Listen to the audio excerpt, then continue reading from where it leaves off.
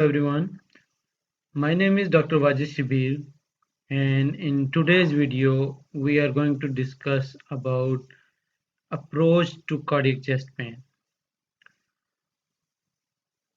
Now, if you are working in any department, chest pain it is one of the most feared emergencies, and you must know how to deal with and how to diagnose and properly manage the cardiac sounding chest pain.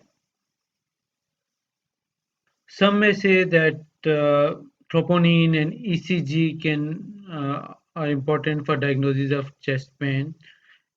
Yes, the troponin and ECG they have a role and value in diagnosis of cardiac chest pain, but the most important thing would be a proper history of chest pain. As you know that ECG changes can appear in multiple conditions like myocarditis, like LVH, left bundle branch block, due to degenerative changes. Similarly, troponin can be elevated in case of pulmonary embolism, even pneumonia, CKD, and there's a long list of condition in which troponin can be elevated. So to diagnose a cardiac chest pain, you should be able to get a good history from the patient. Now, when we are seeing a patient with chest pain, our objective should be to differentiate between a cardiac chest pain and a non-cardiac chest pain. And if we have made a diagnosis of cardiac chest pain, the next objective should be to differentiate whether it is a stable or it is an unstable coronary plaque based on history. And now how we do that, I'll explain in next few slides.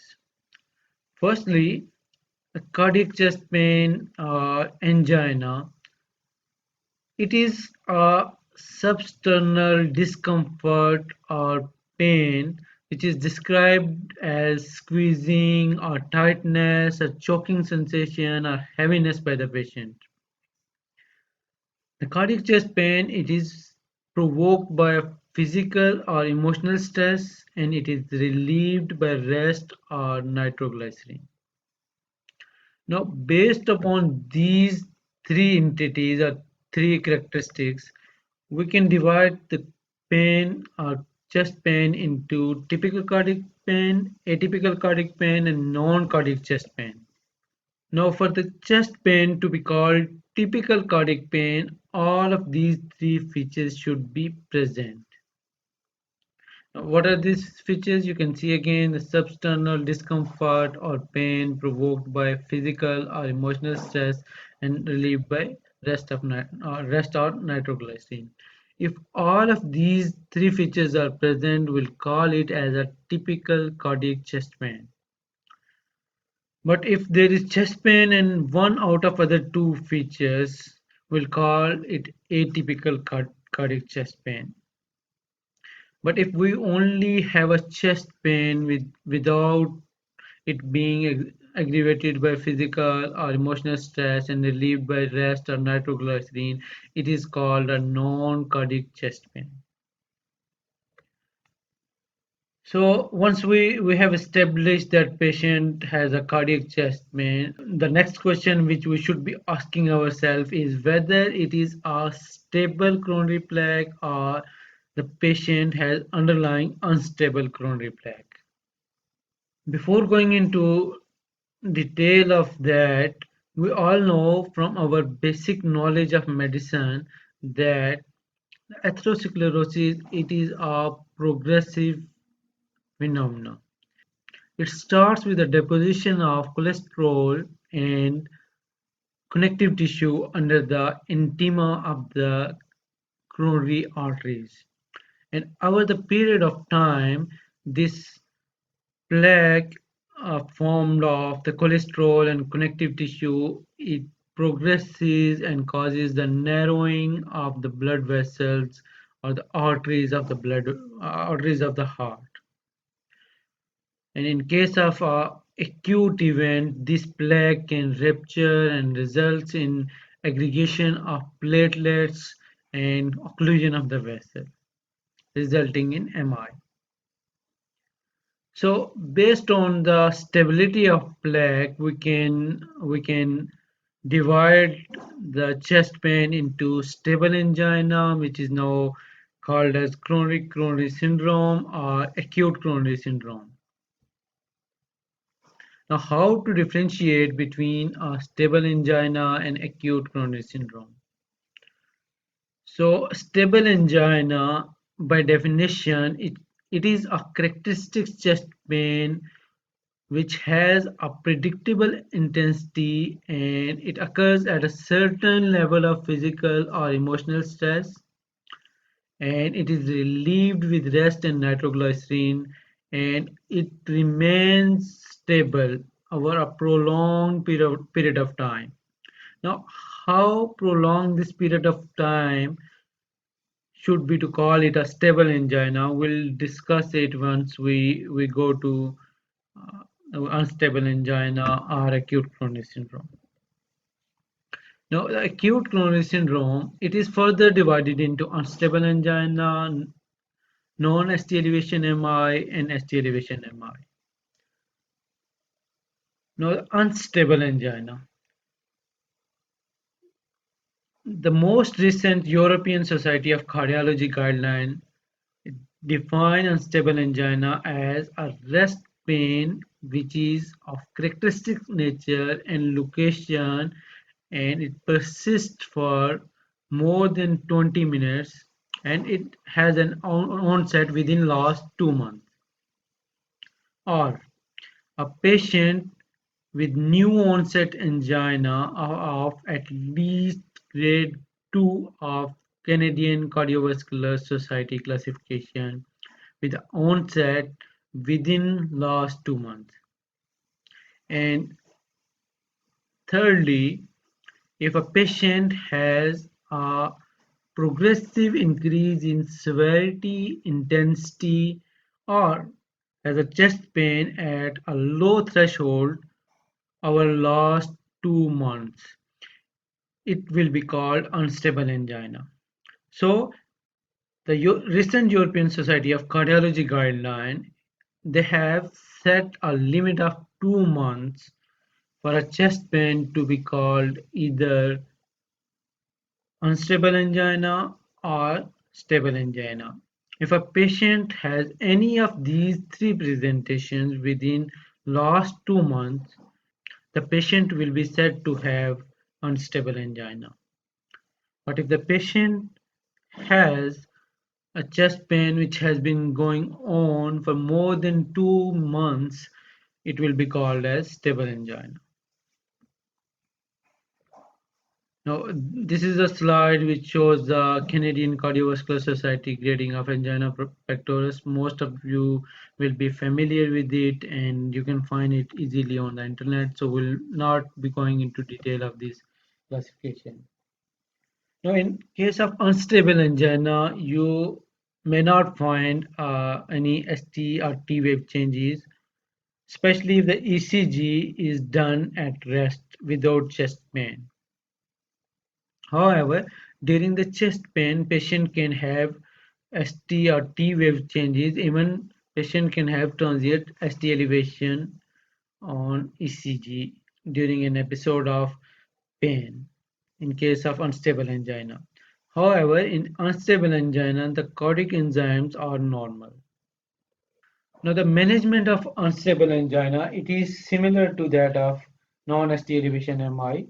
Patient should be admitted to the hospital and risk stratification should be done based on TIMI or GRACE score, and if patient is scoring high on these scores, the patient should be undergoing an early intervention with coronary angiography that is within 24 hours, and based on the results of coronary angiography, either a PCI or surgery should be done. Now, non-ST elevation MI, it is a characteristic chest pain of more than 20 minutes duration with ST depression or T wave inversions along with raised cardiac enzyme or both of them. Management of non-ST elevation will be admission to hospital, antiplatelets if no contraindication, anticoagulation with heparin or analogs, and early angiography within 24 hours, and depending upon the results of angiography, PCI, cabbage or medical management. Now next is ST elevation MI. Again, a characteristic chest pain for more than 20-minute duration with ST elevation on ECG along with raised cardiac markers.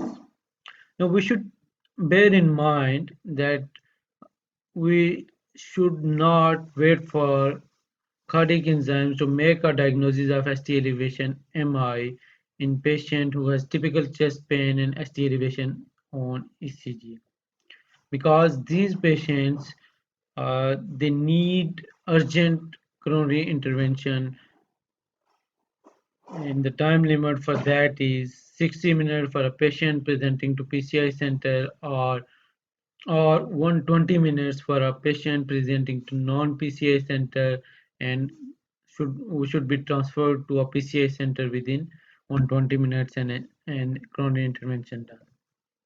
Now, an important thing while diagnosing ST elevation MI on ECG is to remember and to be familiar with diagnosis of with the criteria for diagnosis of ST elevation MI on ECG. So a patient with characteristic chest pain will be said to have ST elevation MI if there are ST elevation of at least 1 millimeter in two or more contiguous leads. By contiguous leads, I mean the leads which are in a sequence, like lead V1 to V6, or lead 1 and AVL, or lead 2, 3 and AVF, except for lead V2 and V3, which has a different criteria for diagnosis of ST elevation MI based on age and sex of the patient. Also, it is important to look for reciprocal ST depressions in contralateral leads. For example, if patient has ST elevation in anterior leads, the inferolateral leads will have ST depression, and vice versa. Now for lead V2 and V3, for female, an ST elevation of at least 1.5 millimeter is required to call it an ST elevation MI in setting of a typical cardiac chest pain. While in case of male, if patient is less than 40 years of age, an ST elevation of 2.5 millimeter is required in lead V2 and V3 to call it an ST elevation MI. While a patient who is male and 40 or more years old, there should be at least 2 millimeter ST elevation in lead V2 and V3 to call it an ST elevation MI in a setting of cardiac chest pain. Around 80 beats per minute. Now this is an ECG which shows sinus rhythm with left axis deviation, a heart rate of around 80 beats per minute. You can see that there are prominent ST elevations which is definitely more than 2.5 millimeter in V2 and V3, and more than 1 millimeter in lead V4, V5, V6, 1 and AVL, along with ST depression in lead 2, 3 and AVF, which is called reciprocal ST depression in contralateral leads. So this is a ECG typical of anterior lateral wall MI with reciprocal ST depression in inferior leads. Now, this is the time frame for management of patients with ST elevation MI depending on their initial first medical contact, either with emergency medical services or non-PCI center or to a PCI center. If a patient with chest pain and ST elevation MI presents to a non-PCI center, we should estimate transfer time if to PCI center. If it is more than 120 minutes, patient should be thrombolized. If the time to transfer the patient to a PCI center is less than 120 minutes, the patient should be transferred to the PCI center and PCI done within 90 minutes. While if the patient presents to a PCI center and the diagnosis is ST elevation MI, a primary PCI should be done within 60 minutes of duration. So this is all for today. For more videos, kindly subscribe to our channel and stay tuned. Allah Hafiz and take care till next time.